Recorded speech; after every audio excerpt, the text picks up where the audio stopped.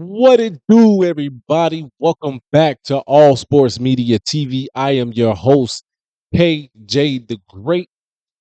Thank you for tuning in. And we're about to talk about one of boxing's greatest superstars today, top 5 pound for pound fighter, 4 division world champion, the current undisputed super middleweight world champion, none other than Saul Canelo Alvarez. He has 61 wins, 2 losses, 2 draws, 39 wins by way of knockout. What more can you say about the guy? He's a first ballot Hall of Famer. Um, other than the recent nothing negative, but just negative as far as boxing goes. There's nothing really bad you can say about Canelo. Now, it has been announced that September 14th, Mexican Independence Weekend, he will be making his ring return against Puerto Rican star boxer Edgar Berlanga, who is 22 wins, no losses, no draws, 17 wins by way of knockout. I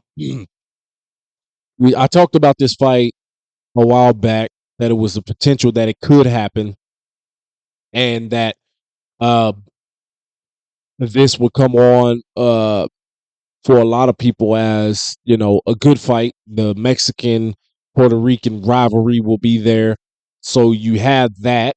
But other than that, there's nothing that is too exciting about this fight. Edgar Berlanga at 22 wins lacks the experience to real threat with Canelo in the ring. Now, to his credit, he equaled the world record for the amount of first round knockouts. I believe that's just for super middleweight. For first round knockouts, he has 16 straight first round knockouts to start out his career. But he had a fight with Demond, so that ended all of that.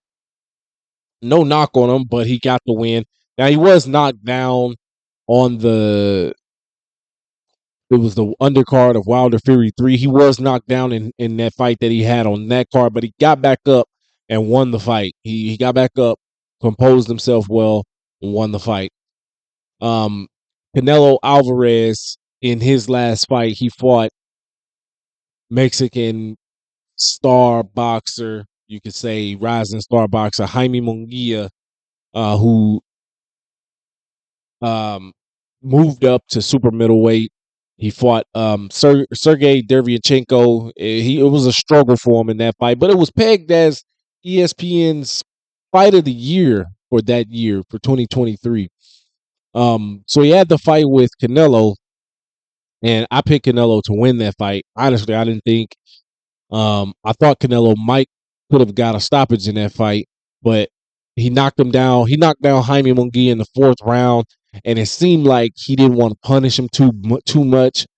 A lot of people accuse Canelo Alvarez of carrying him throughout the fight.